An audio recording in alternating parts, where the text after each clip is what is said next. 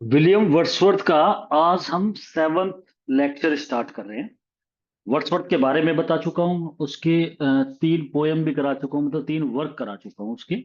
मैंने माइकल भी करा दिया, प्रीफेस टू लिरिकल बैलेड भी करा दिया, लाउडेमिया उसकी बड़ी नैरेटिव पोयम थी वो भी करा चुका हूँ उसे। एक लीजेंड, क्लासिकल लीजेंड के ऊपर लिखी गई थी, उसके बारे में बता चुका हूँ। सारे क्वेश्चन करा दिए हैं उसके, और उसकी स्टोरी भी मैंने आपको बता दी थी।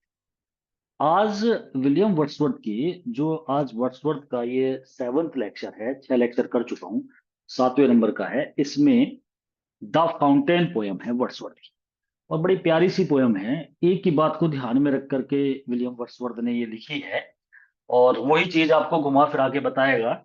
जब आप इसकी कहानी को देखोगे, इसमें किस तरीके से वर्ड्सवर्थ, मतलब एक डायलॉग वे में है। पहली बात तो ये है, डायलॉग से मतलब होता है, ऐसा लगता है जैसे ड्रामा होता है, लेकिन यहाँ पर एक कन्वर्सेशन है। दो व्यक्ति बात कर रहे हैं आपस में, और दो, उम्र तो देखो बहुत बड़ा अंतर है। विलियम वर्ड्सवर्थ 29 ईयर ओल्ड है, मतलब 1 साल कम है 30 में। और एक 72 ईयर ओल्ड है जिसका नाम मैथ्यू है। अब मैथ्यू एक टीचर भी है, मैथ्यू। और अब यहाँ लगा लो 72 ईयर ओल्ड है तो बूढ़ा भी हो गया, एजिड पर्सन है, और वर्ड्सवर्थ 29 ईयर ओल्ड है। तो दोनों की अगर उम्र में भी देखे, कम से कम 43 ईयर के आसपास, मतलब 40-42 साल का अंतर है। तो इतनी ज्यादा उम्र का अंतर होने के बावजूद भी दोनों इस तरीके से बात कर रहे हैं जैसे दोनों बहुत पक्के दोस्त हैं। तो दोस्ती वाला इसमें आपको झलक देखने को मिलेगी, जैसे दोनों फ्रेंड हैं और बातें कर रहे हैं। और कहाँ पर है, एक मतलब नेचर में। वर्ड्सवर्थ को तो आप जानते ही हो, नेचर पोइट है। और नेचर में ही मतलब आराम कर रहे हैं दोनों के दोनों। और वहीं पर चारों तरफ ग्रीनरी है, और जहां ये बैठे हैं वहीं पर एक झरना है। तो उसके ही बारे में बात कर रहे हो, तो झरना, द फाउंटेन जो पोएम का नाम है, उसी फाउंटेन को लेकर के है। फव्वारा कहते हैं वैसे तो नॉर्मली देखा जाए, लेकिन ये फव्वारा या झरना कोई आर्टिफिशियल नहीं है, ये नेचुरल है। और नेचुरल में दो तरह के, मतलब आप फाउंटेन ऐसे भी हो सकता है, आप सोचने लगो कि ऊपर जैसे पहाड़ होते हैं, ज्यादातर आपने वही देखे होंगे कि झरना देखते हो आप, पहाड़ों से पानी गिरता है नीचे की तरफ को। हालांकि ये वो वाला नहीं है। ये ऐसा है कि जैसे हम पहाड़ों पे बैठे हो तो पानी जैसे अंदर से निकलता है ऊपर को, और फिर वही बह करके, अगर आप जहां वो पानी है ना ऊपर जाओगे तो इसी तरीके से आपको दिखाई देगा, मतलब ये पानी निकलता हुआ। तो किसी जगह से पानी निकल रहा है, वो एक फव्वारे का रूप ले रहा है। तो वो देख रहे हैं, उसकी आवाजें आ रही है, सुन रहे हैं। तो वो आवाज भी वहां पे आ रही है, और बड़ा बड़ा सुहावना एक एटमोसफेयर दिखाया है। बहुत ही प्लीजेंट वेदर, और जिसमें दोनों के दोनों बातें कर। अब बात क्या चल रही है दोनों की, ये बात करते करते इस तरफ आ जाते हैं। वर्ड्सवर्थ की एक ही चीज आपको देखने को मिलेगी कि वो दो संसार दिखाने की कोशिश करता है। वो दो पहलू दिखाता है जिंदगी के। अभी हम लाउडेमिया पोयम की भी बात कर रहे थे, तो वहां पर तो उसने ये दिखाया कि किस तरीके से, मतलब इंसान जो है ना, मोह, माया, मेटलिज्म, लव, इन चीजों की तरफ को भाग रहा है। कहीं पर तो वो उसे इस तरीके से दिखाता है वर्ड्सवर्थ की, वो शहर में चला गया, जैसे माइकल पोयम थी ना, पैसे कमाने के चक्कर में शहर चला गया। माइकल का बेटा ल्यूक, माइकल ने भेज दिया उसे, इजाबेल जो उसकी वाइफ है, दोनों ने मिलकर के अपने बेटे को भेज दिया, क्योंकि वे पैसा चाह रहे थे। उनकी डिजायर थी, वहां भी एक डिजायर थी, एक सपना था कि एक बाड़ा बनाया जाए ऐसा। और जब इंसान अपनी इच्छाओं के वशीभूत हो जाता है, उसकी कंट्रोल में आ जाता है, तो कहीं ना कहीं उसे नुकसान उठाना पड़ता है। ये वाली बात वर्ड्सवर्थ अपनी बहुत सारी पोयम में बताता है कि अनकंट्रोलेबल डिजायर नहीं होनी चाहिए। वही चीज उसने लाउडेमिया में भी दिखाया कि किस तरीके से जो लाउडेमिया है, वो मतलब अनकंट्रोलेबल डिजायर दिखाती है। नहीं होना चाहिए। इंसान को अपनी डिजायर को कंट्रोल करना सीखना चाहिए। और जिस इंसान ने डिजायर कंट्रोल कर लिया, अपनी इच्छाओं पे काबू पा लिया, तो वो ही इंसान बहुत, मतलब उसे एक स्ट्रॉन्ग पर्सन बोलते हैं। ये कहा भी जाता है कि सबसे मजबूत ताकतवर इंसान धरती पे कौन है, वो नहीं है जिसने उसे हरा दिया हो, जिसने वो जीत लिया हो, वो नहीं होता। इंसान सबसे मजबूत, सबसे ताकतवर वो होता है जो अपनी इच्छाओं को बस में कर। और ऐसा लाउडेमिया भी ना कर पाई, माइकल भी ना कर पाया। अब यहाँ जो ये पोयम है फाउंटेन, ये कुछ इस तरीके से है, ये नेचर के पक्ष में पोयम है, कि नेचर का फायदा बताया जा रहा है। या आप ये कह दो, इसमें वर्ड्सवर्थ एक कितना प्यारा, इसी इसकी इतनी प्यारी थीम लेके आया हुआ है, जिसे आप भी एक्सेप्ट करोगे। वर्ड्सवर्थ का कहना यह है कि हमें पास्ट और फ्यूचर पे, वर्ड्सवर्थ का कहना समझ लो, यहां तो चलो दोनों बात कर रहे हैं, लेकिन पोयम तो वर्ड्सवर्थ की है ना। सपोज करो पोयम में वर्ड्सवर्थ की जगह और मैथ्यू की जगह कोई राम और श्याम होते, और वे अपनी बात करते। तो लास्ट में चाहे राम बोलता या श्याम बोलता, जब लास्ट का निचोड़ जो आता, जो थीम आती उसकी निकल करके, उस वो किसकी थीम होती? विलियम वर्ड्सवर्थ की। पोएम तो वर्ड्सवर्थ की है। इसमें भी चाहे मैथ्यू ने बोली हो बात, चाहे वर्ड्सवर्थ ने बोली हो, लेकिन लास्ट में बात सारी वर्ड्सवर्थ ही बोल रहा है। मतलब वर्ड्सवर्थ क्योंकि राइटर है, वो रीडर को वो बताना चाह रहा है, वो मैथ्यू के माध्यम से बताना चाह रहा है। यहाँ जो ये एजिड मैथ्यू है, ये बाद में बोलेगा। इसमें जो स्टेंजे है, स्टार्टिंग विलियम वर्ड्सवर्थ करेगा, फिर बाद में मैथ्यू बोलेगा इसमें। तो इस तरीके से अपनी अपनी बारी पे बोलते हैं। जो मैथ्यू है, वो ये बताने की कोशिश करेगा कि इस धरती पे अगर कुछ अच्छा है या खुशियां है, या अगर आपको खुश रहना है, ये लाइफ को अच्छी बनाना है, तो प्रेजेंट पे ध्यान दो, ना पास्ट पे ध्यान दो, ना फ्यूचर पे। और ये बात हमें पता होते हुए भी हम इस काम को कर नहीं पाते। ये बात बहुत बढ़िया तरीके से पीबी शैली ने भी समझाई थी, और उसका बड़ा इंपोर्टेंट स्टेंजा था टू द स्काई लार्क में। पीबी शैली की पोयम है टू स्काई लार्क, और उसमें उसने एक स्टेंजा दिया था, we look before and after. हम बिफोर एंड आफ्टर देखते हैं, मतलब हम पास्ट देखते हैं और फ्यूचर देखते हैं। Before and after, we look before and after, and pine what is not. और पाइन माने इच्छा रखते हैं जो हमारे पास नहीं होता, इसीलिए हम परेशान। हम पास्ट फ्यूचर देखते हैं और इच्छा वो करते हैं जो हमारे पास नहीं होता, इसलिए हम दुखी रहते हैं, मानव इसलिए दुखी। तो ये वाली बात कहीं ना कहीं पीबी शैली ने बताई थी। यही बात आज वर्ड्सवर्थ और मैथ्यू भी कुछ ऐसा ही डिस्कशन करते हैं। और ये डिस्कस करते करते मैथ्यू इस बात को कह जाता है वहां पर कि इंसान जो है ना, उसकी जो यूथ एज है, वो मजे में गुजारनी चाहिए अगर बुढ़ापा अच्छा करना है। मजे से मतलब समझ रहे हो? मजे से मतलब उसका ये कहना है कि यूथ एज में हमारे पास इतने अच्छे अच्छी मेमोरी जोड़ लेनी चाहिए। मतलब जैसे सपोज करो आप नेचर में 50 जगह गए, और 50 जगह जाके अपने, कभी आप उस इस साइट पे जा रहे हो, कभी आपने वो देखा, कभी झरने देखे, कभी आपने सनसेट देखा, सनराइजिंग देखा, आप बहुत सारे एनिमल्स जो है वो ग्रीनरी देखी आपने। आपने एक से एक नजारा देखा, आप नदियों को देखते हुए आ रहे हो, मतलब आपने प्रकृति के बहुत नजारे देखे। अब आपको आ जाता है बुढ़ापा, देखते देखते। अब बुढ़ापे में कैसा हो? ये कहता है जिस व्यक्ति के पास मेमोरी का खजाना ज्यादा होता है, उसका बुढ़ापा अच्छा गुजरता है। क्योंकि वो जब अकेला हो जाता है बुढ़ापे में, अरे बुढ़ापे के टाइम में आपको कुछ किसी का नहीं पता लगने का, मतलब आप अकेले हो जाओगे। आप बोलोगे तो किसी को सुनाई नहीं दे रहा, या कोई बोल रहा है तो आपको अच्छा सुनाई नहीं दे रहा, आपको दिखाई कम दे रहा है, मतलब वो समय देखो आप। अब आप अपने पे डालो इसे, आपको आ गया बुढ़ापा। और बुढ़ापा मान लिया दो इंसान हैं, भाई एक मैं हूं और एक आप। हम दोनों को बुढ़ापा आ जाता है, दोनों 80 80 साल के हो गए। आपने क्या करा?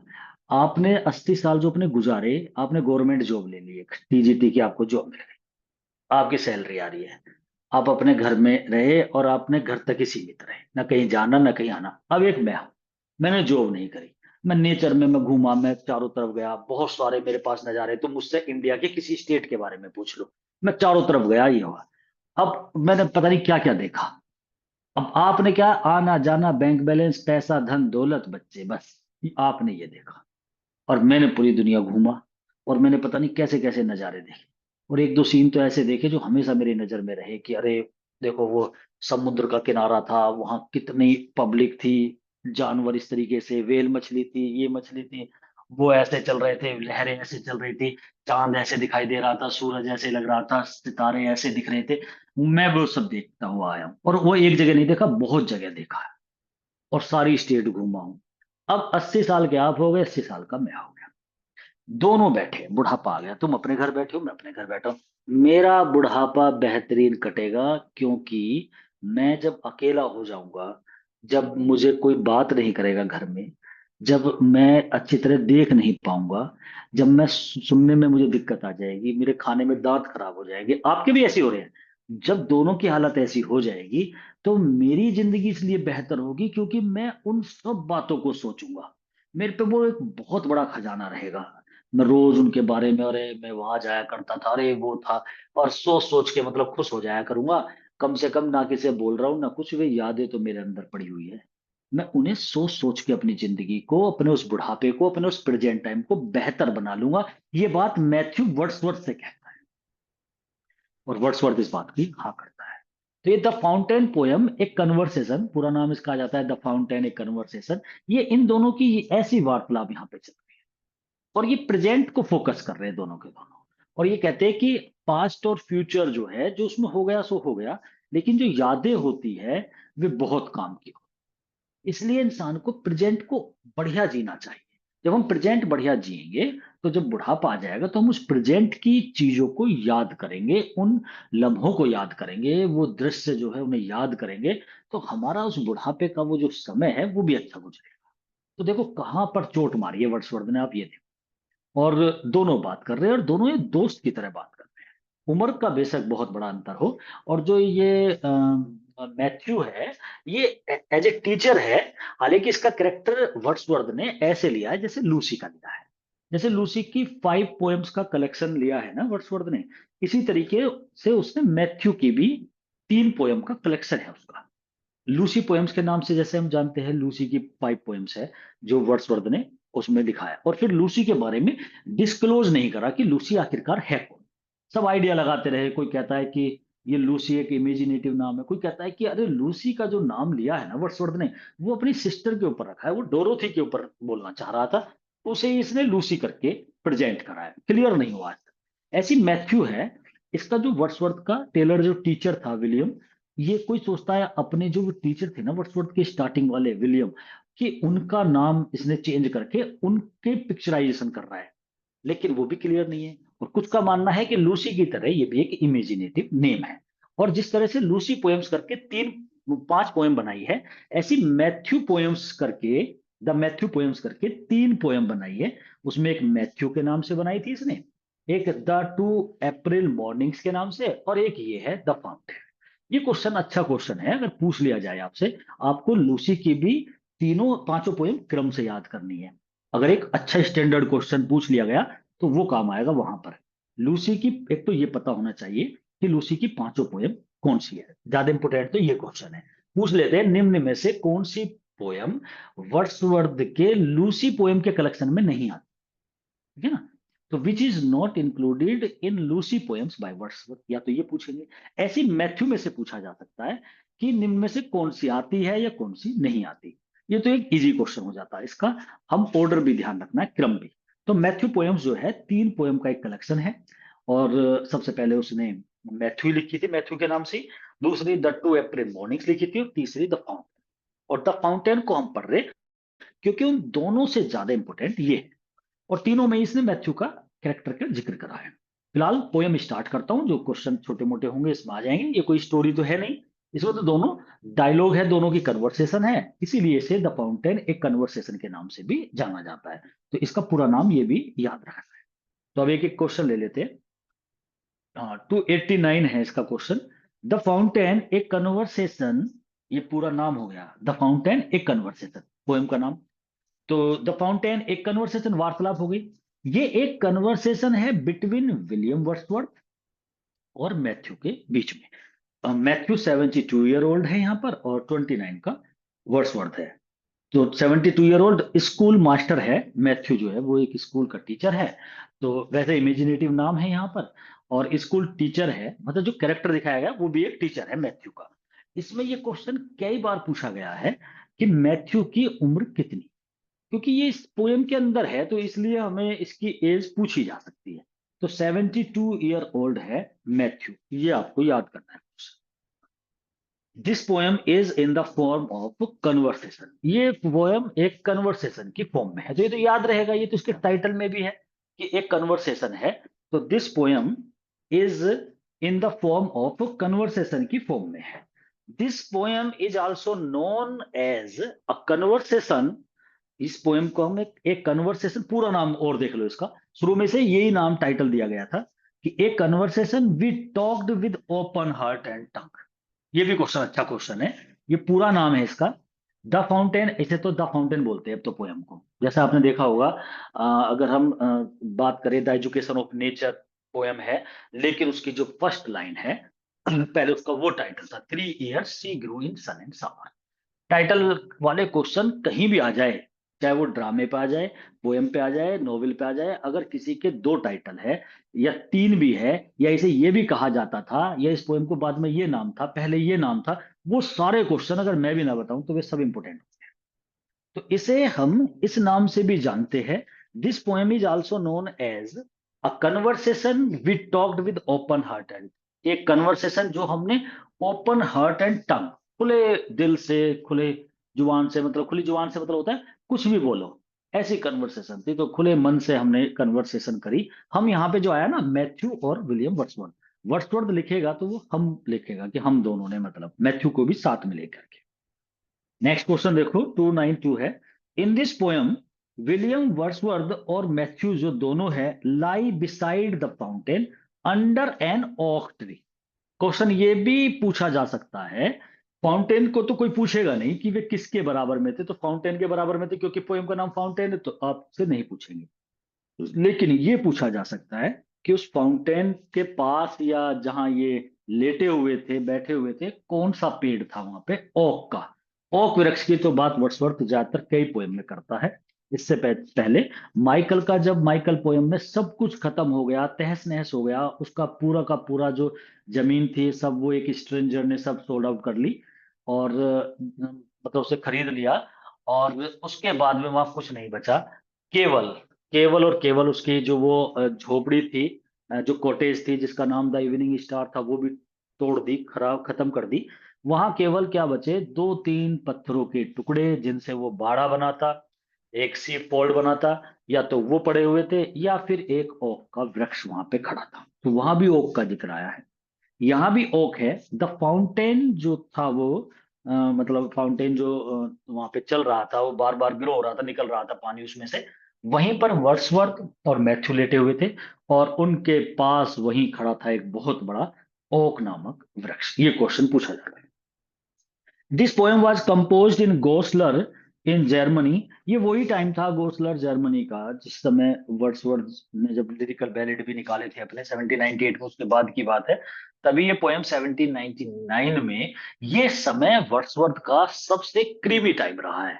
क्योंकि सबसे क्रीमी तो 1798 के उससे रहा, द प्रिल्यूड भी इसने लिखनी स्टार्ट कर ली थी, लूसी पोएम्स भी लिखी, यहीं पर मैथ्यू पोएम भी स्टार्ट कर ली। तो गोसलर में, जर्मनी में गोसलर है जगह, वहां पे इसने लिखी थी, 1799 में लिखी थी, और पब्लिश हुई थी ये 1800 में। ये 1800 में पब्लिश की गई। द मैथ्यू पोएम्स, अब ये क्वेश्चन भी इंपोर्टेंट आ रहा है। मैथ्यू पोएम्स कलेक्शन हो गया, सीरीज है पोएम्स की, कंपोज बाय वर्ड्सवर्थ ने कंपोज करी है। This series describes the character of Matthew. भाई जब मैथ्यू के बारे में है तो उसके कैरेक्टर को डिस्क्राइब करती है ये सीरीज। और इसमें ये तीन पोएम है इस सीरीज में, ये भी ध्यान रखना है। क्रम भी यही है जो आ रहा है, मैथ्यू पहली पोएम, द 2 अप्रैल मॉर्निंग्स दूसरी, एंड द फाउंटेन जिसे हम पढ़ रहे हैं। ये तीनों poem are the 3 poems which come in the series of Matthew poems by Wordsworth. ये आती है मैथ्यू पोएम्स की सीरीज में, तो ये तीनों पोएम आती है।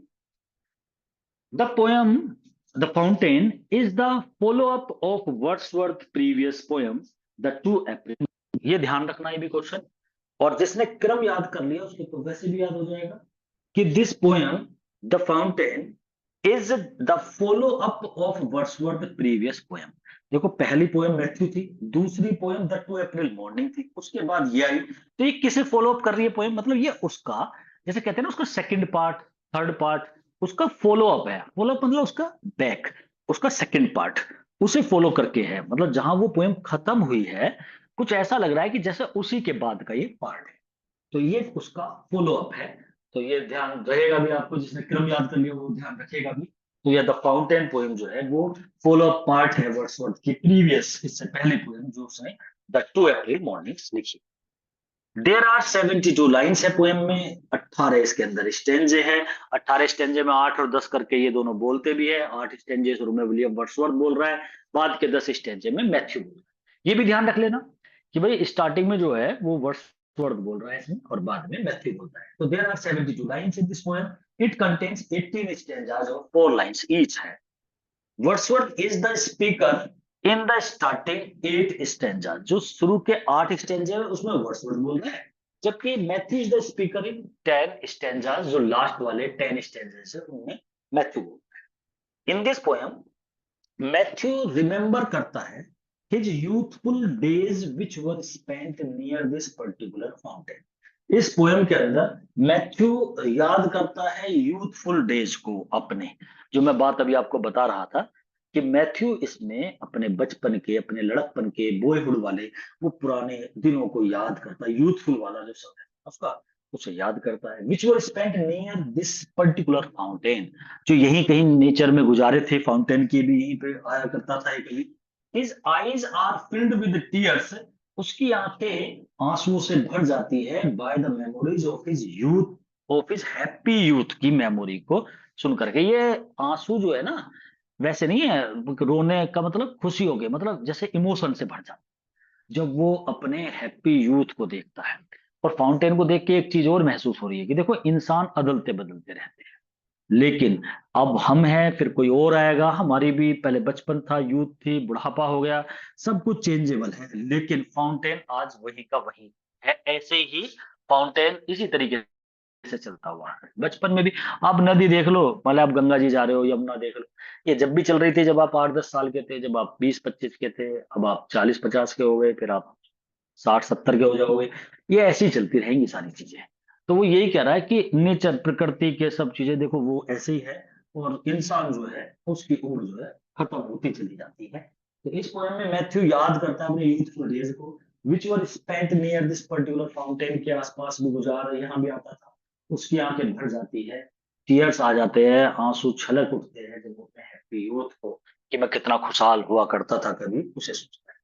ये पोएम स्टार्ट जो होती है ना, एक डिस्क्रिप्शन होता है फाउंटेन के बारे में, that serves as central image, जो central image of constancy and renewal in nature. ये पोएम बिगन होती है जब इसमें फाउंटेन का डिस्क्रिप्शन होता है, वर्ड्सवर्थ बताता है ये फाउंटेन है, उसके बारे में सब कुछ बताता है, यहाँ का वृक्ष है, ये किस तरीके से पानी इसमें से निकल रहा है, और बताता है फाउंटेन जो है ना, that serves as central image of constituency.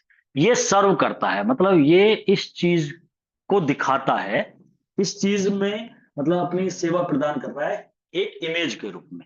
एक सेंट्रल इमेज है इसकी फाउंटेन की, जब इसे देखते हैं। और क्या इमेज है, क्या सिंबल दिखाता है ये? एक तो कॉन्स्टेंसी, कॉन्स्टेंसी होती है दृढ़ता। देखो ये ऐसे ही कांस्टेंट है, जैसा जब था ऐसा ही अब है। मान लिया हमने कोई पर्वत देखा, फाउंटेन देखा, झरना देखा, आज भी निरंतर ऐसे ही चल रहा है, वही दृढ़ता इसके अंदर। तो वो दिखाता है जब उसे देखते हैं, एक तो कॉन्स्टेंसी देखने को मिलती है, एक रिन्यूअल इन नेचर, एक उसमें नयापन। मतलब जब हम फाउंटेन को देखते हैं तो वो उसका रिन्यूअल देखने को मिलता है। रिन्यूअल होता है जैसे कोई चीज है उसका आप रिन्यूअल करा लो, कि 1 साल बाद फिर ऐसी चल रहा है, फिर ऐसी, वो रिन्यूअल होता रहता है। मतलब वो निरंतरता, इसकी दृढ़ता, निरंतरता देख करके, मतलब जब हम इसे देखते हैं फाउंटेन को, तो दिखाई देता है कि किस तरीके से कांस्टेंट है, आज भी ऐसी दृढ़ है, और उसका नयापन देखने को मिलता है, मतलब वो इसी तरीके से रिन्यू होता रहता है। रिन्यू कोई चीज है ना लगातार, मतलब खत्म नहीं होती। एंड होना तो एंड हो गया, लेकिन कोई चीज रिन्यूअल हो रही है तो वो बार बार लगातार, मतलब नई नई चीजें, मतलब वो नेचर में अपने आप को रिन्यूअल दिखाता है। ये सिंबलाइज करता है, जो फाउंटेन है ना, ये सिंबल है इस चीज का। विटेलिटी होती है उच्चता, महानता, सर्वोत्तम, विटिलिटी का, and the perpetual flow of life. ये जिंदगी की विटिलिटी को दिखाता है और प्रीपेचुअलिटी को दिखाता है। प्रीपेचुअलिटी होती है निरंतरता को दिखाता है, और विटिलिटी होती है उच्चता को। मतलब जब हम इसे झरने को देखते हैं फाउंटेन को, तो ये एक सिंबल है कि देखो लाइफ की उच्चता और निरंतरता, मतलब ऐसे ही, मतलब दिखा रहा है कि किस तरीके से फाउंटेन को देख करके उसकी महानता और उसकी निरंतरता, मतलब वो प्रीपेचुअल, लगातार रुक नहीं रहा है, तो वो चीज उसका ये सिंबलाइज करता है। ये दिखाता है कि लाइफ इस तरीके की होनी चाहिए, मतलब ऐसे होनी चाहिए, ये इतनी महान और निरंतरता। Matthew who was experience much of life, भाई मैथ्यू को तो ज्यादा एक्सपीरियंस है, 72 ईयर ओल्ड है, जबकि ये तो भी 29 है। तो मैथ्यू जो है, जो बहुत एक्सपीरियंस्ड है अपनी लाइफ से, shares his perspective on how to remain content.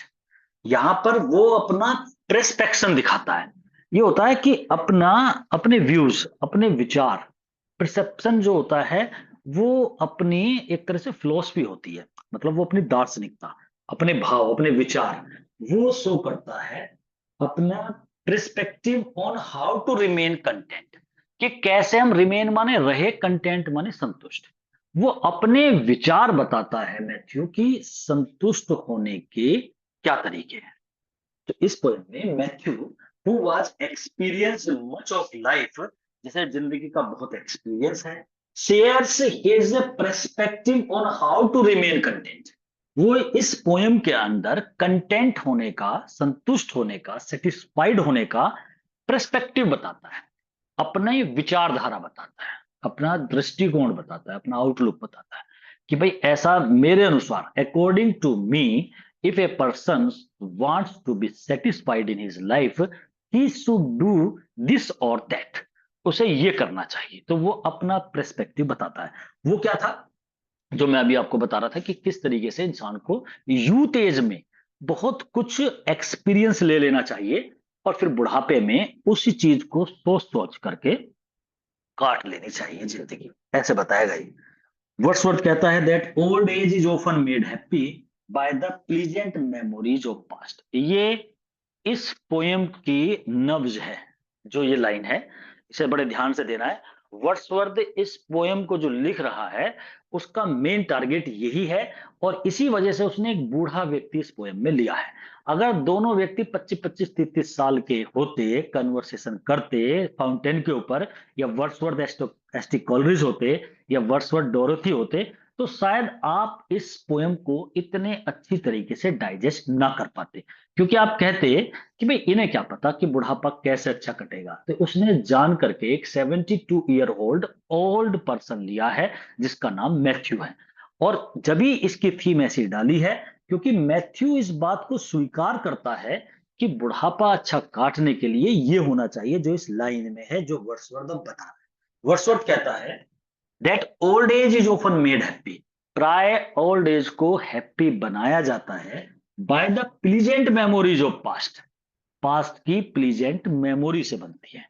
Past में जो प्लीजेंट, जो कुछ तो सुखदाई, जो बहुत बेहतरीन, जो बहुत अच्छी मेमोरी जो होती है ना, उससे बुढ़ापा अच्छा बनता है। तो एक बात तो क्लियर हो गई, जिसने पास्ट में जिसकी अच्छी, जिसने एक्सपीरियंस लिया हो, जिसकी जिंदगी बहुत अच्छे से गुजरी हो, जिसने बहुत सीनरी वगैरह, या जिसने अपने दिन बहुत बेहतरीन अच्छे गुजारे हो, उसका बुढ़ापा अच्छा होगा, क्योंकि वो बुढ़ापे में उन दिनों को याद करेगा। जिसके दिन बचपन के, लड़कपन के, यूथ एज के रो धो के गुजरे होंगे, तो वो बूढ़ा होके जब उन्हें याद करेगा तो वो तो रहा जल्दी मर जाएगा। उसका कहना ये है कि वो तो और भी बुरी हालत हो जाएगी उसकी। तो कुल मिलाकर के अगर बुढ़ापा अच्छा करना है तो वो, अब बात क्या आ जाती है, इसका मतलब यही तो कहना चाह रहा है कि हमें अपना प्रेजेंट बढ़िया करके चलना चाहिए। फिर वहां बात आती है, अगर वर्ड्सवर्थ के नजरिए से देखो, जो इसमें 29 ईयर ओल्ड है, तो उसके अनुसार तो ये है कि प्रेजेंट को फोकस करो। और अगर मैथ्यू के नजरिए से देखो तो कह रहा है कि पास्ट को फोकस करो, मतलब पास्ट को अच्छा बनाओ। अब वर्ड्सवर्थ, क्योंकि मैथ्यू का पास्ट वर्ड्सवर्थ है, वर्ड्सवर्थ 29 ईयर ओल्ड है, तो मैथ्यू ये बताना चाह रहा है कि जब 29 के, अगर जब मैं था तो मैं यही घूमा करता था, बड़े मजे करता था, आज मैं उन बातों को याद करता हूं तो मेरा बुढ़ापा बढ़िया कट रहा है। वर्ड्सवर्थ का कहना यह है कि जो मेरी एज है, मुझे इसे प्रेजेंट में अपने आप को कंटेंट, संतुष्ट रखूं, और मैं पूरा प्लीजेंट डे जाना चाहिए मेरा जो चल रहा है, करंट का जो दिन है। तभी तो मैथ्यू की उम्र में बुढ़ापे में जाके मुझे ऐसे ही आनंद आएगा जैसे आज मैथ्यू को अपनी यूथ एज को सोच करके आ रहा है। अगर वर्ड्सवर्थ रो धे के जिंदगी काटेगा तो उसका बुढ़ापा तो बेकार हो जाएगा। तो इसका मतलब इंसान को प्रेजेंट को बढ़िया करना चाहिए। अब इसमें एक बात आ जाती है, जब ये बात कही जाती है ना, अगर मैं आपसे ये बोलूं कि भाई इंसान को प्रेजेंट बढ़िया करके चलना चाहिए, तो अब मुझे एक बात और लगानी पड़ेगी इसमें कि भाई यूथ वाले, बुढ़ापे वाला क्या प्रेजेंट को बढ़िया करके कैसे चलेगा, वो तो पड़ा हुआ है। उसे तो जो पहले उसने यूथ एज में जो काम करा था अपने आप को संतुष्ट होने का, और जो सारा समय बढ़िया गुजारा था, वो काम अब बुढ़ापे में आएगा, क्योंकि वो उन बातों को सोचेगा। तो आप समझने की कोशिश करो कि बुढ़ापे जब अच्छा होगा जब यूथ एज बेहतरीन गई होगी, उसके दिन बढ़िया होंगे, उसकी मेमोरीज को जब सोचा जाएगा, तो हम बुढ़ापे में उन चीजों को सोच सोच के खुद ही मुस्कुराते रहेंगे, पड़े रहेंगे और मुस्कुराते रहेंगे। जिसकी जिंदगी की बहुत सारी कहानियां हुई होंगी, वो अपनी उन कहानियों को ही सोच सोच करके बड़ा आनंदनीय होगा जब बूढ़ा हो जाएगा। जब वो ऐसा बूढ़ा होगा कि किसी को बता सकेगा, तो बता बता के खुश होगा, और जब बताने लायक नहीं होगा तो सोच सोच के खुश होगा। तो कम से कम ये चीजें जो है, ये है अंदर की नब्ज इस पोयम की। और वर्ड्सवर्थ यही बात बताना चाह रहा है। तो इसका मतलब रो धो के अपनी यूथ एज को, जो समय है, उसे बेकार मत करो। वो जो समय आज जिस उम्र में अब आप सब लोग हो, ये वाली उम्र को बोलना चाह रहा है कि इस उम्र को बेहतरीन बनाओ। ये बेहतरीन आपकी यूथ एज को तो बढ़िया करेगी करेगी, ये आपके बुढ़ापे को भी अच्छा करेगी। तो ऐसे बोलना चाह रहा है। और एक जगह अगर आप वहीं बस किताबें पढ़ते रहे या कमरे में ही रहे, तो वो उस चीज को भी नकार कि हमारे पास नेचर के दृश्य होने चाहिए, हम सोचे जब बुढ़ापा आएगा, भाई हाँ वो भी एक समय था, हम ऐसे करते थे वैसे करते थे। तो देखो वर्ड्सवर्थ की सोच देख लो आप इस पोएम में कहां तक जा रही है। नेक्स्ट क्वेश्चन है 303। वर्ड्सवर्थ ये कहता है कि फॉर सिंगिंग ए सॉन्ग, इसमें एक सॉन्ग की बात हो जाती है। जब ये नीचे को उतरते हैं, फिर वो चलते समय कहता है कि अरे भाई एक गाना तो गा दो, क्योंकि मैथ्यू बड़े गाना गाया करता था। तो कहता है कि मैथ्यू से for singing a song, and Matthew sings the song, वो गाना गाता भी है, of church clock and the Chimes, वो घंटिया, चर्च की जो क्लॉक घंटे चर्च में लगे रहते हैं, उनके ऊपर कोई गाना होगा, ठीक है ना। तो उससे जुड़ा हुआ कोई रिलीजियस सॉन्ग होगा। टाइम्स माने वो बैल होती है, घंटी की आवाजें जो होती है। तो वो ये बोल रहा है कि भाई उसने फिर गाना गाया। तो ये क्वेश्चन भी बन सकता है, जो गाना गाया मैथ्यू ने, वो किस चीज से रिलेटेड था। तो आप वो थोड़ा रिलीजियस था और चर्च के लोग एंड चाइम से जुड़ा हुआ था। वर्ड्सवर्थ चाहता है टू बी हिज सन। अब वर्ड्सवर्थ उससे एक प्रेयर करता है कि अरे मैं तो तुम्हारा बेटा बनना चाहता हूँ मैथ्यू से। लेकिन वो नकार देता है उस चीज को कि नहीं, तुम मेरे बेटे नहीं, एक एज ए फ्रेंड की तरह हो। तो Wordsworth wants to be his son because he has no son, but Matthew does not accept this offer. Matthew के कोई संतान नहीं थी, तो वर्ड्सवर्थ ये कहता है मुझे अपने बेटे की तरह मान लो, लेकिन वो इस बात को एक्सेप्ट नहीं करता। A happy youth and their old age as beautiful and the fountain poem में ये लाइन आती है कि ये बोला जाता है ए happy youth and their old age, जो एक खुशहाल यूथ होता है ना, और उस यूथ की बुढ़ापा, एज ब्यूटीफुल एंड फ्री। अगर यूथ हैप्पी होगा, तो बुढ़ापा जो होगा वो ब्यूटीफुल एंड फ्री होगा, उसका सुंदर और स्वतंत्र होगा। तो ए हैप्पी यूथ जो होता है, जो खुशहाल नवयुवक होता है, जो हमेशा खुशी में रहता है, एंड देयर ओल्ड एज, तो बुढ़ापा भी जो होता है वो ब्यूटीफुल एंड फ्री होता है। तो कुल मिलाकर के अगर यूथ बेहतरीन है, तो बुढ़ापा भी बेहतरीन होगा। ये पोएम में बढ़िया लाइन है इसकी। But we are pressed by heavy laws, ये लाइन कई बार पूछी गई है, ये फिलअप में भी आ सकती है। But we are pressed by heavy laws and often glad no more. अब ये वही बात जो ज्यादातर सभी पोइट बोलते हैं कि हम जो है, पीबी शैली भी ऐसे ही करता है कि भाई हम खुश नहीं हो सकते। जब भी मैंने बताया था ना, we look before and after, हम बिफोर एंड आफ्टर देखते हैं। पाइन व्हाट इज नॉट, हम इच्छा रखते हैं जो हमारे पास नहीं होता। इंसान सबसे ज्यादा दुखी कब होता है? इंसान सबसे ज्यादा दुखी जब होता है, जब उसके सपने टूटते हैं, वो जो सोच रहा है, उसकी इच्छाएं जब मरती है। आप सब सोच रहे होंगे कि हमारा टीजीटी में सिलेक्शन हो जाए, जिस समय कुछ दिक्कत होती है, ऊंच नीच होती है, पड़ोसी चला जाता है, हम रह जाते हैं, बहुत दर्द, और खासकर उसके होता है जिसने मेहनत करी हुई होती है। तो कुल मिलाकर के यहाँ पर वर्ड्सवर्थ ये कहता है कि जब दिल टूटता है, इच्छाएं टूटती है, तब ज्यादा दिक्कतें होती है, जब बहुत दुख होता है। तो ये बात वो बोल रहा है। क्यों बोल रहा है? क्योंकि but we are pressed by heavy laws. इससे पहले वो बता रहा था कि इंसान जो है खुश रहना चाहिए, ये लेकिन वो कहता है हम ह्यूमन बीइंग जो होते हैं ना, हम प्रेस माने दबे हुए होते हैं, हैवी भारी, लो माने नियमों के ऊपर। अब नियम जो है ना, ये इच्छा रूपी कोई बोल रहा है, डिजायर्स वाले लोग, मतलब कुछ ऐसे रूल्स रेगुलेशन है हमारे ऊपर, मानव के ऊपर, वे उसकी अनियंत्रित इच्छाएं हैं। हम उन डिजायर्स से क्या है कि प्रेस्ड है, दबे रहते। ग्लैड नो मोर, हम ज्यादा खुश नहीं हो पाते।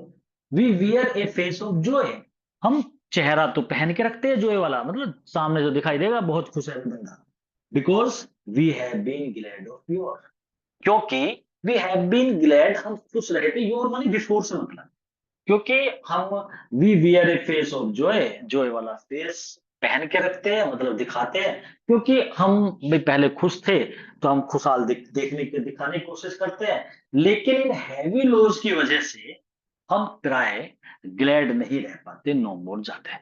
इंसान के साथ ये तो है ही, हमारे पास जो है ना हैप्पीएस्ट मोमेंट्स जो होते हैं ना हमारे, वो बहुत मोमेंटरली होते हैं, मतलब बहुत क्षणिक होते हैं। हमारे साथ क्या प्रॉब्लम होती है कि हमारी जो खुशियां लंबे समय तक नहीं रह सकती, हाँ दुख लंबे समय तक रह सकते हैं हमारे। तो दुख जो होता है ना ह्यूमन बीइंग के साथ सबसे बड़ी प्रॉब्लम है कि दुख, क्योंकि दुख लंबे समय तक इसलिए रह जाता है हमारे पास, ये विलियम शेक्सपियर भी कहता है कि जो दुख होते हैं ना हम उसे स्ट्रेस करने लग जाते हैं, उसे खुद ही बड़ा करने लग जाते हैं। आज सपोज करो आपके साथ कोई दुख हुआ, मान लिया आपका जॉब नहीं लग पाती है, सिलेक्शन नहीं हुआ, 2 साल पहले कोई दिक्कत हो गई, नहीं हुआ, हम क्या करते हैं कि जब भी कभी थोड़ा सा मूड बना उसी के बारे में सोच लिया, या इधर उधर गए थोड़ा अकेले में आए फिर सोच लिया, फिर सोच, तो हम उस दुख को खींच रहे हैं, आज से नहीं खींच रहे बहुत, या घर में कोई ट्रेजेडी हो गई है, हम हमेशा जब भी कभी अकेले में हुए उसी के बारे में सोचे। आपने देखा होगा कुछ लेडीज होती है भाई, उनके दौरे वोरे पड़ते हैं, घर में ट्रेजेडी हो गई, तो वो बार बार उसके बारे में सोचते हैं तो फिर एकदम टेंशन में आ जाते हैं। या घर में कोई ऐसी यूथ एज में कोई ऐसे चला जाता है, भाई है कोई है, तो हम उसके बारे में 1 महीने बाद फिर सोच रहे हैं, फिर 1 साल बाद याद आती है। जब वो दिन आता है ना, जब वो दिन 1 साल बाद आता है, तो देखो हम कितने दुखी हो जाते हैं। मैं आपको एक बिल्कुल सटीक एग्जांपल दे रहा हूँ। घर में सपोज करो कोई मौत हुई, और वो मौत हो जाती है मान लिया 1 दिसंबर में, और 1 दिसंबर अब 1 साल बाद आया, तो उस 1 दिसंबर में आप जब उसके बारे में याद आएगी तो आपकी आंखों में से आंसू आने लग जाएंगे, 1 साल बाद भी। और ये 1 साल बाद नहीं, ये कई कई साल बाद तक भी होता है। हम उस चीज को सोचते हैं, अरे वो कितना कैसा हुआ था उस टाइम पे, इंसान रोने लग जाता है। और उनसे पूछो, मैंने ऐसे भी एग्जांपल देखे कि जैसे किसी का हस्बैंड एक्सपायर हो गया तो उनके दौरे तक भी, मतलब जब उनके बारे में सोचते हैं 2 साल बाद 4 साल बाद भी, दुख को तो हम ऐसे खींचते हैं। अब खुशी को ले लो, आपकी आज जॉब लगी, 1 साल बाद यही दिन आता है, तो क्या आप नाचोगे गाओगे? वो आप एक ऐसा तो कर सकते हो कि चलो भाई आज का दिन है, लेकिन अंदर से खुशी का कोई वो नहीं होगा उस टाइम पे, हम खुशियों को बढ़ा नहीं पाते। ये हमारे अंदर ये प्रॉब्लम है ह्यूमन बीइंग, कि हम खुश बस उसी समय हो सकते जब वो खुशी मिलती है, उसे सोचकर दोबारा खुश नहीं हो सकते। इसलिए अगर 20 खुशी मिली और 20 दुख मिले तो 20 खुशी 20 टाइम पे उसी 20 मिनट तक की रह जाएगी। लेकिन अगर 20 दुख हुए और वे 20 मिनट तो वो रहे, एक तो वहीं पर बहुत लंबे खींचेंगे और फिर पता नहीं कि कब तक चलेंगे हमारी जिंदगी। उन्हें सोच सोच के कभी तक भी दिक्कत आएगी हमें कि यार ऐसे हुआ था हमारे साथ, हमने ऐसा हो गया। तो वो दुख को हम नहीं भूल पाते, हम दुख को बढ़ाते हैं हमेशा, उसमें स्ट्रेंथन ताकत डालते हैं। ये कमजोरी है एक ह्यूमन। खुशी को कभी हम ऐसे नहीं करते। कल मैं एक मूवी देख के आया, बड़ी बेहतरीन थी, जब तक मैंने 3 घंटे देखी मैं हंसता रहा। अब मैं यहाँ बैठ के उसे के बारे में सोचने लगूं तो मैं अब हंसूंगा नहीं, उसे सोच करके ऐसे कुछ नहीं होगा, और 4 दिन बाद तो बिल्कुल भी नहीं होगा। तो वो कुछ नहीं, मैं हम कहीं टूर पे घूम के आते हैं तो ठीक है, वो सोचने का अलग है, लेकिन हम उसे कोई खुशी का वाला क्षण हुआ हो तो उसे सोच सोच के हंसते नहीं। कोई जोक मैं आज आपको सुना दूं तो आप कोई ऐसा नहीं 4 दिन बाद फिर याद करके फिर ऐसे नहीं होगा, दुख को लंबा खींच देते हैं। तो यहां पर देखो ये कह रहा है, we are pressed by having, हम इच्छाओं से दबे रहते हैं, ऑफन ग्लैड नो मोर, इस प्राय हम ज्यादा खुश नहीं हो पाते, और वी वियर ए फेस, बस खुशी वाला चेहरा दिखावटी वाला होता है, because we have been glad of yore, क्योंकि हम पहले से कभी खुश हुए थे, तो खुशी वाला ही चेहरा हम दिखाते रहते हैं। ये मैथ्यू बोलता है वर्ड्सवर्थ। वर्ड्सवर्थ मैथ्यू को क्या कहता है, ग्रे हेयर्ड मैन ऑफ गिली।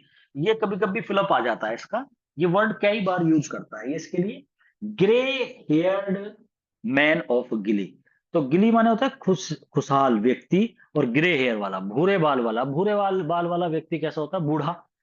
मतलब उसने सीधा सीधा एक खुशहाल बूढ़ा कहना चाहिए, हैप्पी ओल्ड मैन, उसकी जगह ये वर्ड यूज कर दी, एक फ्रेज से यूज कर दी, ग्रे हेयर्ड मैन ऑफ गिली, खुशी वाला ग्रे हेयर वाला व्यक्ति, तो बूढ़ा व्यक्ति कह रहा है वर्ड्सवर्थ मैथ्यू को। तो यहाँ पर इसे ऐसे बोल रहा है इसके लिए, तो ये लाइन भी अच्छी है। According to Matthew, a person should be happy in present, अब मैथ्यू कह रहा है कि इंसान को प्रेजेंट में हमेशा रोज आने का दिन जो है, डेली आपका दिन खुशी में जाना चाहिए। एंड टू हैव विशेस, और इच्छा रखनी चाहिए against the law of nature makes a man unhappy. Matthew कहता है a person should be happy in present and to have wishes against the law of nature makes a man unhappy. तो दो बात रखी उसने, एक तो कहता है इंसान को प्रेजेंट में खुश रहना चाहिए, and to have wishes against the law of nature, अगर हम प्रकृति के नियमों के खिलाफ इच्छा रखते हैं तो ये चीज मेक्स ए मैन अनहैप्पी, तो ये चीज इंसान को दुखी बनाती है। अगर हम प्रकृति के खिलाफ, कह रहा है कि नेचर के खिलाफ, मतलब जो एक हम नेचर के खिलाफ हम इच्छा रख रहे हैं कि ऐसा हो जाए वैसा हो जाए, वो नहीं हो पाता, तो तब हम दुखी होते हैं। तो एज नेचर के अकॉर्डिंग, मतलब प्रकृति के अकॉर्डिंग हमें चलना चाहिए, कुछ ज्यादा बड़े हमारे डिजायर्स नहीं होनी चाहिए, अदरवाइज आप दुखी हो। Matthew Matthew is the friend of, sorry, Wordsworth is the friend of Matthew. वो फ्रेंड है यहाँ पे। अगर आपसे पूछे इनका रिलेशनशिप क्या है, एक तरह से सन की और फादर वाली नहीं बोलनी है आपको, क्योंकि वो एक परमिशन लेने के कहता है मना कर देता है। फिलहाल दोनों इसमें एज ए फ्रेंड है। उम्र को देख के आपको लगेगा नहीं, इसलिए क्वेश्चन अच्छा बन जाता है कि इंसान जो है थोड़ा एज को देख करके, चाचा भतीजे बाप बेटे वाला संबंध और या स्टूडेंट टीचर वाला, इनमें कंफ्यूजन हो जाएंगे। और कोई कहते फ्रेंड की तरह दोनों देखे गए तो फ्रेंड है इसमें, तो आपको यही याद करना है इसमें क्वेश्चन। मैथ्यू की जो आईज है, बूढ़ा तो है, are filled with tears of joy, वो खुशी वाले आंसू, by the memories of his happy youth, ये आ गया था क्वेश्चन, तो उसके वो खुशी वाले आंसू है। After wiping his tears, Matthew says, अपनी आंखों से वो वाइपिंग करके, पोंछ करके आंसू, मैथ्यू कहता है that old man are often made happy by the pleasant memories of their happy past, कि हैप्पी पास्ट की जब हम मेमोरी याद करते हैं ना, तो खुशी के आंसू छलकने लग जाते हैं। तो ये वाली बात इसने बोली, तो कहीं ना कहीं वो यही कहना चाह रहा है कि भाई बुढ़ापा जो होता है ना, उसके प्लस वो कह रहा है बुढ़ापा जब भी अच्छा हो पाता है अगर हमने पास्ट जो है ना, अगर हमारा अच्छा होता है तो ही मतलब यूथ एज जो है हमारी, अगर वो खुशहाल गई होगी तो बुढ़ापा भी अच्छा। Memories of past happiness make our faces shine with Joy. Memories of past happiness, जो मेमोरी हमारी पास्ट की हैप्पीनेस वाली, वे हमारे चेहरे को चमकदार, खुशी से चमकदार बनाती है। इसका मतलब जब बुढ़ापे में हम उनके बारे में सोचते हैं, वो पास्ट की, वो भी हैप्पी वाली मेमोरी के बारे में जब सोचते हैं ना, तो चेहरे पर अलग ही चमक आ जाती है। तो ये वाली बात, वही बात बार बार आ रही है। Memories of past happiness make our faces shine with Joy. 313 number, the black bird of green tree and the lark enjoy only there present. अब वो एक एग्जाम्पल दिया उसने पक्षी का, कि देखो यहाँ पर दोनों बात कर रहे थे, तो जब वे फाउंटेन के बराबर में लेटे हुए बात कर रहे थे, तब उन्होंने पक्षी का एक एग्जाम्पल दिया। देखो ये प्रेजेंट में खुश है, गाना गा रहे हैं, एंजॉय कर रहे हैं। Black bird of the green tree, वहां पर एक ब्लैक बर्ड थी जो ग्रीन ट्री मतलब पेड़ से जो ब्लैक बर्ड है, वो गाने गा रही थी। एंड द लार्क पक्षी, वो स्काई लार्क जो होता है, एंजॉय ओनली देयर प्रेजेंट, ये प्रेजेंट में एंजॉय करते हैं। भाई वो खुशहाल है, चहचहा रहे हैं, तो कह रहा देखो प्रेजेंट में देखो क्या मजे कर रहे हैं। तो हमें भी अपनी जिंदगी को, प्रेजेंट को बेहतरीन तरीके से गुजारना चाहिए, बिना मतलब की टेंशन लेके। अपने प्रेजेंट को खराब मत करो, और प्रेजेंट खराब होगा, रोने धोने में जाएगा, तो पास्ट उससे भी बुरा मतलब फ्यूचर उससे भी बुरा होगा, बुढ़ापा और भी बुरा हो जाएगा। क्योंकि बुढ़ापे में वही क्षण इंसान अकेलेपन में सोचता है जो उसने पास्ट में गुजारे हैं। अगर बुरे गुजारे हैं तो सोच के बुढ़ापा बुरा हो जाएगा, अच्छे गुजारे हैं तो सोच के बुढ़ापा उछलेगा, मतलब एंजॉय करें। The wiser mind mourns less for what age takes away. जो वाइजर माइंड होते हैं ना, जो बुद्धिमान व्यक्ति होते हैं, वाइजर होते हैं, मॉन्ट्स लेस, मान माने विलाप करना, लेस माने कम, for what age takes away, जो एज ने, मतलब जो हमारी उम्र ने, या जो हमसे टेक अवे कर लिया गया। टेक अवे माने छीन लेना, टेक अवे ले जाना। अगर हमसे कोई चीज छीन ली गई, उसके बारे में विलाप नहीं करते वाइजर में, मूर्ख व्यक्ति करते हैं। अरे कोई चीज छिन गई, मान लिया 1 लाख 2 लाख का नुकसान हो गया कहीं, तो बार बार उसी के बारे में सोच रहे हैं। हमारा कहीं पे ये था कि ये चीज नहीं मिल पाई हमें, वो चीज हमसे छीन ली, वो हमें नहीं मिली, या उसकी हमने इच्छा रखी वो नहीं, उसके बारे में सोचना और बार बार अपने आप को परेशान करना, ये कहता है कि वो वाइजर मैन नहीं करते। वाइजर माइंड जो होते हैं ना, मंस लेस, लेस माने ना के बराबर, वो कम नहीं करते, वो नहीं मिलाप करते जो एज ले गई। Then what it leaves behind, जो लीव्स माने छोड़ गई पीछे, उसके, उसने देन का प्रयोग करा, लेस का जब प्रयोग होता है कंपैरेटिव डिग्री बनाई, तो वो कह रहा है कि द वाइजर मैन मांस लेस, वो इस चीज का लेस माने कम विलाप करते हैं, मतलब ना के बराबर करते हैं, then what it leaves behind, वो पीछे क्या छोड़ गया, मतलब हमारे पास हमारे लिए छोड़ क्या गए, उसके अपेक्षा इसका विलाप नहीं करते, मतलब वो इस पे कभी भी विलाप नहीं करते कि क्या चला गया, बल्कि इस चीज पे ध्यान ध्यान देते हैं कि आखिरकार लीव्स क्या रहा, मतलब हमें छुड़ के छुटा क्या, जो रह गया, जो बच गया, तो बचे हुए को देखते हैं। तो वाइजर मैन जो चला गया उसे नहीं, जो बच गया उस पे फोकस करते हैं। तो सपोज करो भाई कोई चीज थी कि भाई चलो ठीक है, ऐसा ये चीज खत्म होगी, ये तो बच गया, अब उस पे ध्यान दो, उसे करो ना, उसे यूटिलाइज करो। तो वो वाइजर मैन करते हैं। और जो मूर्ख व्यक्ति होते हैं, जो चीज चली गई वे उस पे ज्यादा मर्न करते हैं, जो पीछे रह गया, बच गया, उस पे ध्यान नहीं देते, जो चला गया बस उसे ही सोचे जाएंगे, अरे काश वो होता, वो ऐसा होता, और अपने आप को परेशान कर लेंगे। तो ये बताना चाह रहे हैं, इट इज ह्यूमन नेचर, ये हमारा मानव का नेचर होता है, टू बी अनहैप्पी, हम दुखी हो जाते विद द प्रेजेंट से, and look for happiness in the past और फ्यूचर। हम क्या करते हैं, हम हैप्पीनेस को देखते हैं इन पास्ट और फ्यूचर, पास्ट और फ्यूचर में हैप्पीनेस को देखना चाहते हैं, और हम अपने आप को अनहैप्पी कर लेते हैं। वो इस पीबी शैली वाली लाइन आ गई ना, इट इज ह्यूमन नेचर, ये सभी के साथ ही होता है कि हम दुखी हो जाते विद द प्रेजेंट, एंड हम प्रेजेंट में दुखी हो जाते हैं, and look for happiness in the past और फ्यूचर। हम प्रेजेंट में तो दुखी रहते हैं और फ्यूचर के बारे में हैप्पीनेस को खोजते हैं, वहां पर भाई फ्यूचर में ऐसा करेंगे, पास्ट में ऐसा हो जाता, वहां खुशी ढूंढते हैं, प्रेजेंट को बेकार कर लेते हैं।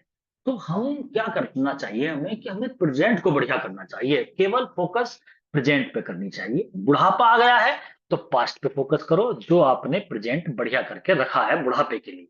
और अगर आप यूथ एज में हो तो अपनी प्रेजेंट को अच्छा करो, आप फ्यूचर के बारे में मत सोचो। जब फ्यूचर के बारे में इंसान सोचता है, या पास्ट में जो बुरा हो गया उसके बारे में सोचता है, तो वो अपना प्रेजेंट बेकार कर देता है। तो कभी भी फ्यूचर एंड पास्ट के बारे में नहीं सोचना चाहिए, क्योंकि जब आप फ्यूचर के बारे में सोचोगे तो आप कुछ ज्यादा उम्मीदें लगा लोगे, इतनी एक्सपेक्टेशंस हो जाएगी आपकी कि अगर वो पूरी ना हुई तो जब वो समय आएगा, वो आपका प्रेजेंट होगा, फिर उसे परेशान कर लोगे। तो ये बताना चाह रहे हैं। तो ये फिलोसफी हो रही है ना थोड़ी सी।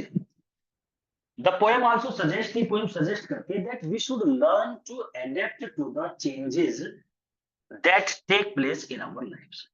ये पोएम ये सजेस्ट करती है कि हमें सीख लेना चाहिए, ढाल लेना अपने आप को, एडिप्ट माने ढाल लेना, टू द चेंजेस, जैसे जैसे बदलाव हो रहे हैं, that take place in our lives, हमारी जिंदगी में जो बदलाव चेंज हो रहा है, जो भी बदलाव आ रहे हैं, उसके अनुसार अपने आप को ढाल लो। अगर नहीं ढालोगे तो आप उस चेंजेस से भी दुखी हो जाओगे। तो हमें अपने बदलाव जो भी लाइफ में जिस तरह से चेंजिंग आते रहते हैं, उसी के अकॉर्डिंग अपने आप को ढाल लेना चाहिए। The fountain has seen the changes, देखो जैसे ये फाउंटेन है, इसने बहुत बदलाव देखे, ये आज का थोड़ी है, पता नहीं कितने साल पुराना है, और बहुत चेंजेस देखे, बहुत आए गए, मैथ्यू जैसे पता नहीं कितने आए, कितनी ऋतुएं आई, कितने मौसम चेंज हुए, उसने बहुत बदलाव देखे। The poem also suggest that we should learn to adapt to the changes that take place in our lives, हमारी जिंदगी में जो चेंजेस आ रहे हैं, जो भी चेंजेस आते हैं जिंदगी में, उसके अनुसार अपने आप को हमें ढाल लेना चाहिए। The fountain has seen the changes, इसने बहुत सारे बदलाव देखे हैं, that have taken place over time, that have taken place, जो टेक प्लेस माने होता है जो हुए हैं ओवर टाइम, मतलब जो समय के साथ साथ जैसे समय ओवर होता गया ना, जो भी टेक प्लेस, जिन्होंने स्थान लिया है, मतलब जो बदलाव हुए हैं, चेंजेस के बाद दैट लगाया है, तो चेंजेस की बात कर रहा है वो, कि वे changes that have taken place over time, जो इस पूरे समय में हुए हैं, एंड हैज एडेप्टेड, और इस फाउंटेन में एडेप्ट करे हैं टू दो चेंजेस, इसने वो सब चीजों को अपने अंदर ढाला है, मतलब इस पे कोई असर नहीं हुआ, जो बदलाव होते रहे वो ऐसे ही चलता रहा। तो उसने चेंजिंग, सिमिलरली इसी तरीके से we should also learn to adapt to the changes. हमें भी जितने बदलाव लाइफ में होते हैं उन सबको एडेप्ट कर लेना चाहिए and take place in our life and become wiser. And take place in our life, जो चेंजेस दैट टेक प्लेस जो होते हैं हमारी जिंदगी में, और हमें वाइजर बनना चाहिए। जिस तरीके से जिंदगी में इतने बदलाव, मौसम की चाहे कितनी भी चेंजिंग होती रहे, कुछ भी हुआ, जो फाउंटेन है वो ऐसे ही रहा और उसने उन सबको अपने अंदर ढाल लिया और इसी तरीके से चल रहा है। इसी तरीके से हमारी लाइफ में भी कितनी भी चेंजिंग होते चले जाए, कुछ भी उथल पुथल होने लगे, लाइफ कुछ भी चेंजिंग हो जाए, तो हमें ऐसे ही रहना चाहिए। इसमें ही वाइजरनेस है, मतलब यही बुद्धि। द फाउंटेन एक कन्वर्सेशन, जो एक पोयम है, that teaches us about life. ये हमें सिखाती है जिंदगी के बारे में, नेचर के बारे में और विजडम के बारे में। ये हमें प्रकृति के बारे में, लाइफ के बारे में और बुद्धि के बारे में तीन बात बता। इट इज अ रिमाइंडर, ये हमें याद दिलाती है, ये पोयम रिमाइंडर है दैट लाइफ इज फ्लीटिंग, कि जिंदगी भाग रही है, फ्लीटिंग है, and that everything in this world is temporary. ये पोयम हमें बताती है कि संसार में जिंदगी जो है वो फ्लीटिंग है, दौड़ रही है, सब कुछ टेम्पररी है, परमानेंट कुछ नहीं है। It is also a reminder, ये पोयम इस बात का भी रिमाइंडर है that nature is cyclical, cycle है नेचर, मतलब घुमाओ, and that everything in natural world is interconnected, और इस नेचुरल वर्ल्ड में सब चीज एक दूसरे से जुड़ी हुई है। Finally it is a reminder है दैट विजडम, देखो ये इसने तीन चीजों का बताया था ना, कि लाइफ, नेचर एंड विजडम की बात करती है। तो यहाँ पर इसने बताया कि ये रिमाइंडर है नेचर के बारे में भी, ये रिमाइंडर है लाइफ के बारे में भी, और finally it is a reminder that wisdom comes with age. Age के साथ साथ विजडम आती है, and that we can learn from the experiences of those who came before us. और हम सीख पाते हैं from the experiences of those, हम उनके एक्सपीरियंस से सीख पाते हैं हु कम बिफोर अस, जो हमारे सामने पढ़ते हैं। मतलब उनके एक्सपीरियंस को देख के, जैसे वर्ड्सवर्थ यहाँ पर मैथ्यू से सीख पा रहा है, क्योंकि मैथ्यू के पास बहुत सारा एक्सपीरियंस है, तो हम उनसे सीख पाते हैं, फाउंटेन को देख के सीख पा रहे हैं कि भाई ऐसा होना चाहिए। आज भी देखो इसी तरीके से चल रहा है, कितने भी चेंजिंग आए गए कैसे भी है, वो ऐसी खुशहाल है, ऐसी मतलब उसकी खुशहालता भी दिखाई जा रही है। वो ऐसी फाउंटेन है, पानी का ऐसे फव्वारा सा आगे को बढ़ रहा है, चल रहा है, तो वो जॉयफुल दिखाई दे रहा है। तो कह रहा है कि इसी तरीके से तो तीन चीज रिमाइंड कराती है ये पोएम, एक लाइफ के बारे में, एक नेचर के बारे में और विजडम देती है। Matthew sings the song while going down, जब नीचे को चलते हैं दोनों के दोनों तो वो गाना गाता है। फ्रॉम द स्लोप माने ढलान, विद वर्ड्सवर्थ के साथ जब चलता है नीचे को तो वो गाना गाता हुआ। और कौन सा, वो रिलीजियस सॉन्ग्स जो चर्च की घंटियों से के बारे में जो गाना था वही गाता है। The fountain in the poem is not just a fountain, ये जो फाउंटेन है पोएम में, ये एक फाउंटेन ही नहीं है, एक सिंबल है जिंदगी का, कि जिंदगी ऐसे चलनी चाहिए, इतनी निरंतर, इतनी दृढ़, और इतने एडेप्टेशन, मतलब ऐसे ढाल लेना अपने आप को, ऐसे होना चाहिए। It has seen the changes, जो फाउंटेन है उसने बहुत बदलाव देखे, that have taken place over time, जो समय समय पर होते रहे, लेकिन वो इसी तरीके से चल रहा है। इसलिए जिंदगी में कितने भी उतार चढ़ाव कुछ भी आते रहे, हमें ऐसे ही रहना चाहिए फाउंटेन की तरह। फाउंटेन कहता है, I have seen the glories of the world pass by me like a dream. वो कह रहा है मैंने बहुत सारी ग्लोरीज ऑफ द वर्ल्ड, संसार के बहुत यश सम्मान देखे हैं, pass by me like a dream, जो सपने की तरह यहाँ से गुजर गए, मतलब एक सपने की तरह निकल गए, पता नहीं क्या क्या मैंने देखा है, बहुत पुराना फाउंटेन है। दिस लाइन, ये लाइन ये दिखाती है कि जिंदगी तो ऐसी फ्लीटिंग है, चली जाएगी, and everything in this world is temporary. तो फाउंटेन ये कहता है पता नहीं कितने बदलाव देखे, इसका मतलब सदियों हो गई। एक वो रामचंद्र जी वाला वो भी युग रहा, वो भी जब भी फाउंटेन था। आज ये चल रहा है सतयुग की जगह कलयुग आ रहा है, ये भी फाउंटेन है, और पता नहीं क्या क्या, फाउंटेन ऐसे ही चलता रहेगा। The theme of this poem is that man should try to enjoy his present only, ये थीम है इसकी। बार बार वहीं घूम के आते हैं कि प्रेजेंट पे ध्यान दो, प्रेजेंट से प्रेजेंट भी अच्छा और फ्यूचर भी अच्छा। The poet is reflective and philosophical, sorry this poem is a reflective and philosophical work. ये पोएम रिफ्लेक्टिव होती है, चिंतन वाली, फिलोसफिकल होता है जो फिलोसफी, दार्शनिकता, पोइट अपना परसेप्शन बनाए, जिसमें एक विचारधारा आए निकल करके, ऐसी पोएम है, फिलोसफिकल वर्क है, जो सेलिब्रेट करता है nature, friendship and the passage of time. इसमें नेचर के बारे में एक तो सेलिब्रेट करना होता है, नेचर की अच्छाई बताई गई है इस पोएम में। ये पोएम रिफ्लेक्टिव है, चिंतन कर रहा है इसमें, चिंतन करना, सोचना, चिंता नहीं है, चिंतन। तो कंटेम्पलेट करना, वर्ड्सवर्थ कंटेम्पलेट करता है ना। Poetry is the emotion recollected in tranquillity. तो रिकलेक्शन, याद करना, वो this poem is a reflective, चिंतन वाली पोएम है, रिफ्लेक्टिव है। और वो बता रहा है कि ये फिलोसफिकल वर्क है, इसको तो इसमें फिलोसफी है, दार्शनिकता है। दार्शनिकता होती है जब हम कोई एक विचारधारा बना ले अपने माइंड में। दैट सेलिब्रेट्स, ये पोएम सेलिब्रेट करती है, मतलब इन चीजों को ज्यादा अच्छे तरीके से दिखाती है। कौन कौन चीजों को? नेचर को। एक तो नेचर का सेलिब्रेट है इसमें, मतलब प्रकृति के बारे में, कभी बर्ड्स के बारे में बताएगा, वो पानी के बारे में, झरने के बारे में बता रहा है, नेचर के बारे में। फ्रेंडशिप को सेलिब्रेट कर रही है, देखो दोनों फ्रेंड किस किस उम्र के हैं, दोनों दोस्त हैं, और दोनों फ्री हार्ट बोल रहे हैं, फ्री टंग बोल रहे हैं। इसका नाम भी है ना, free heart and free tongue speaking कर रहे हैं, talking free heart and passage of time, और समय का जो, समय का बीतना, उसे सेलिब्रेट कर रही है कि समय जो है देखो, एक 29 का है, 72 का है। फाउंटेन भी बता रहा है भाई सारा समय ऐसा है, तो समय के बीतने के ऊपर भी बात है इसमें, ये सब। This poem is written as a dialogue के रूप में है between the poet and the Matthew, दोनों बात कर रहे हैं। Who shares his wisdom on happy life old age, जो शेयर करते हैं अपनी विजडम, मतलब अपने बुद्धि, तर्क वितर्क कर रहे हैं, happy life in old age, बुढ़ापे में खुशहाल जिंदगी कैसी हो, ये बात बताई जा रही है। और मैथ्यू बता भी देता है कि भाई बुढ़ापे में अगर खुशहाल जिंदगी बनानी है तो तरीका है प्रेजेंट का यूथ बढ़िया कर दो। This poem is a contrast, अब यहाँ एक कॉन्ट्रास्ट है, कॉन्ट्रास्ट होता है विरोधाभास कह दो, किस किस के बीच में? Between the unchanging beauty of the fountain, एक तरफ तो फाउंटेन है जो कभी नहीं बदला, ऐसे ही चल रहा है, निरंतर ऐसे ही बह रहा है पानी उसमें से, तो वही कलकल की आवाज, वही बहता हुआ पानी। तो एक तरफ तो वो अनचेंजिंग, तो ये कॉन्ट्रास्ट दिखाया है। This poem is the contrast between unchanging beauty है उसकी, फाउंटेन की, जो बिल्कुल ऐसी है सुंदरता, हम देख रहे हैं तो भी ऐसी सुंदरता है, और आज से 10,000 साल पहले, 5,000 साल पहले, 500 साल पहले अगर किसी और ने देखा था तब भी ऐसे ही था, और कोई 500 साल बाद, 5,000 साल बाद देखेगा तो भी ऐसे ही। This poem is the contrast है, किस चीज में कॉन्ट्रास्ट है? Between the unchanging beauty of the fountain with the transient nature of human life. Human life का ट्रांजिएंट होता है, क्षणिक, जो मतलब टेम्पररी एक तरीके से, अस्थिर नेचर ऑफ ह्यूमन लाइफ, मानव की जो जिंदगी है वो अस्थिर है। लेकिन फाउंटेन, नेचर, प्रकृति तो ऐसे ही रहेगी भाई, प्रकृति। अब जो फाउंटेन का मतलब एक तरह से नेचर से ही है, वो भी तो एक नेचर का ही तो पार्ट है फाउंटेन। तो कह रहा है कि फाउंटेन अनचेंजिंग है और ह्यूमन लाइफ चेंजिंग। चेंजिंग कैसे है?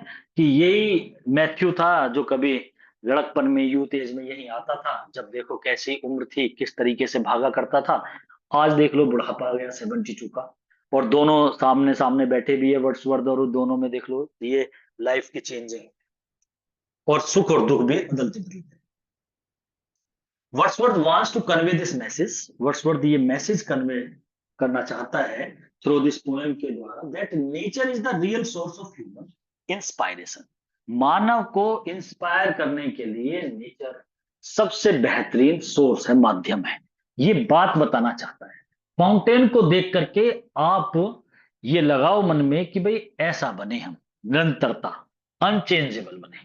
तो नेचर से मतलब सीखे हम, और नेचर से सीखने की बात करता ही है, इसकी एक पोएम पूरी इसी चीज पे ही है, द एजुकेशन ऑफ नेचर, कि भाई नेचर से सीखो, नेचर चलना सिखाएगी, नेचर आपको बोलना सिखाएगी, नेचर आपको झुकना सिखाएगी, बादलों को देख के आप चलना सीखोगे, विलो का वृक्ष जो लचीला होता है उसे देख करके आपके अंदर लचीलापन आना चाहिए।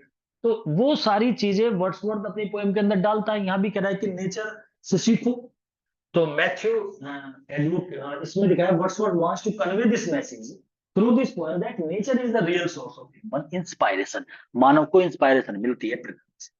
मैथ्यू ये एडवोकेट करता है, एडवोकेट माने सलाह देना ही हो गया, for finding joy in the simple pleasures of life, हमें सिंपल प्लेजर भी जो है ना लाइफ के, उनमें भी जॉय ढूंढना चाहिए, खुशी ढूंढो। आप नॉर्मली भी कहीं जा रहे हो ना, खुशहालता ढूंढो सब चीजों में, ठीक है ना। And staying cheerful in human, और अपनी समस्याओं में भी स्टे करो चेयरफुलनेस का, मतलब अपनी प्रॉब्लम में भी आप चेयरफुल रहो। मैथ्यू तो ये बात कहता है, और मैथ्यू जो कह रहा है ना उसे ज्यादा ध्यान दो, क्योंकि वो हमें बता रहा है उन बातों को जिन्हें हमें नहीं पता। वो बूढ़ा है, वो बता रहा है वर्ड्सवर्थ को, वर्ड्सवर्थ को क्या बता रहा है, वो हमें ही बताने की कोशिश कर रहा है, और बता वो नहीं रहा, वर्ड्सवर्थ ही बता रहा है, क्योंकि पोएम वही लिख रहा है, मैथ्यू थोड़ी लिख रहा है। तो कुल मिला के वर्ड्सवर्थ मैथ्यू के माध्यम से हम सब लोगों को, हम रीडर्स को ये बताने की कोशिश कर रहा है कि अगर यूथ एज में प्रॉब्लम्स आती है तो स्टे रखो चेयरफुलनेस, आप हमेशा टिके रहो खुशी, मतलब प्रॉब्लम में भी खुश रहो। आपने देखा होगा कुछ व्यक्तियों के 500 रुपए खो जाए तो बहुत से तो परेशान कई दिन तक रहेंगे, और कुछ इंसान रहे चल कोई ना, जितने चले गए कोई नहीं, वहां चले जाते, अरे चलो वहां हो गया कोई नहीं, अरे तो ठीक है जाने थे चले गए, कुछ उसे सेकंड तक भी नहीं सोचते, और कुछ उसका इतना बड़ा इशू बना लेते हैं। एक गोल्ड का एक हल्का सा कान का कुछ गिर जाए ना, तो कुछ तो बहुत दुखी होंगे, लेकिन कुछ इंसान अपना मन एकदम ही ऐसा चेंज कर लेते हैं, अरे चलो चले गए कोई, अब क्या पता इसी बहाने गए हो, कुछ अच्छे आएंगे अब। तो कुल मिलाकर के इस तरीके के नहीं, जो नंबर नहीं आया, अरे चल इसमें नहीं आया, क्या पता हमारा एलटी ग्रेड में हो जाए, वो अच्छा हो जाएगा, और हुआ भी है कुछों के साथ इस तरीके से भी। तो कुल मिलाकर के पॉजिटिवनेस लाओ प्रॉब्लम के अंदर भी। तो वो इंसान जो होते हैं, हाँ इंसान जा रहा है, एक्सीडेंट हुआ, हड्डी टूट गई पैर की, कुछ इंसान खुश हो रहे हैं, हंस रहे हैं, मजा आ रहा है, अरे चलो हड्डी टूट गई, जिंदगी बच गई भाई, बेहतरीन क्या बढ़िया काम हुआ है, हड्डी पे रह गई बात। और कुछ पूरी जिंदगी इसी विलाप में है कि मेरी ये टूट गई यहाँ से हड्डी, अब क्या होगा और अब कैसे होगा। तो वे अपना फ्यूचर भी खराब कर रहे हैं, प्रेजेंट तो कर ही रहे हैं। तो मतलब ऐसी बुद्धि लाओ कि प्रॉब्लम में भी खुशी को किसी तरीके से डाल दो, तो आप वाइजर हो, ऐसा बोलना चाह रहा है। इट इज इमेजिन, ये भी इमेजिन किया जाता है that Matthew's Wordsworth old school master. कोई कहता है कि भैया इसका वो old school master William Taylor था ना, ऑफ हॉक्साइड स्कूल का, मतलब जो इसे पढ़ाया करता था शुरू में, इसके जब मैंने बायोग्राफी बताई थी तो शायद नाम आया था उसका। तो कोई तो कहता है इसने उसी के नाम पे, कि मैथ्यू नाम उसका ही इमेजिनेटिव नाम रख दिया। ऐसी चीजें हमें बहुत सारे राइटर के उसमें मिलती है देखने को। विलियम शेक्सपियर भी डब्ल्यू एच करके, H.W.W.H, कोई कह रहा है हेनरी वर्थले है, विलियम हर्बर्ट है, तो WH लिख देता है। ऐसे ही यहाँ पर भी है, मतलब ये एक वैसा है क्वेश्चन, इसलिए इसे डालते भी नहीं है ये, कि अगर डालेंगे तो यही डाला जाएगा कि इसके बारे में ऐसा भी सोचा जाता है, पक्का नहीं कह सकता कोई। सम क्रिटिक्स थिंक, कुछ क्रिटिक ये सोचते हैं that Matthew is an imaginative character, कुछ इसे इमेजिनेटिव मानते हैं। Matthew compose that particular song in last April में इसे गाया था, मतलब द फाउंटेन को, नहीं sorry, Matthew compose that particular song in last April. अच्छा ये मैथ्यू जी वर्ड्सवर्थ हुआ, ये सॉन्ग के बारे में बात हुई है। अच्छा अच्छा, ये वो सॉन्ग है जो वो गाता था, तो उसे लिखा था उसने April. In this poem we find the contrast between, इसमें एक कॉन्ट्रास्ट देखने को मिलता है between the carefree spirit of youth, youth जो होते हैं वो चिंता फ्री से मतलब मुक्त होते हैं, चिंता मुक्त होते हैं, and the bitter sweet wisdom of age, और वे केयर फ्री स्पिरिट दिखाई है यूथ की। तो दो जगह कॉन्ट्रास्ट है between the carefree spirit of youth, एक तरफ तो यूथ जो केयर फ्री, उन्हें किसी चीज की टेंशन नहीं होती, एंड द बिटर स्वीट, ये ऑक्सीमोरोन कर दिया, कड़वाट और मीठापन भी, विजडम ऑफ एज, मतलब जैसे इंसान आगे कोई एजेड होता चला जाता है तो वो बिटर स्वीट हो जाता है, एक तरफ एज का ढलान भी है और पुरानी यादों को सोच के उसमें मिठास भी घूमता है। तो दोनों का एक बहुत बढ़िया इसमें दिखाया, मतलब एक तरफ वर्ड्सवर्थ एक तरफ मैथ्यू, दोनों का कॉन्ट्रास्ट है। तो ये चीज भी दिखाई है। तो ये पोयम थी वर्ड्सवर्थ की, और वर्ड्सवर्थ कोशिश इस बात की करता है कि बताना चाह रहा है यहाँ पर विलियम वर्ड्सवर्थ इस पोएम के माध्यम से, जो द फाउंटेन है, कि इंसान को हमेशा अपने जो प्रेजेंट है, जो यूथ एज का प्रेजेंट है, उसे हमेशा खुशहालता से जीना चाहिए। अगर हम यूथ एज में खुशी रखेंगे तो इसी टाइम को, when we will grow old, जब हम बूढ़े हो जाएंगे, तो that time we will think about our past memories. जब समय नहीं होगा, कोई बात करने वाला नहीं होगा, तो उन बातों को याद करेंगे।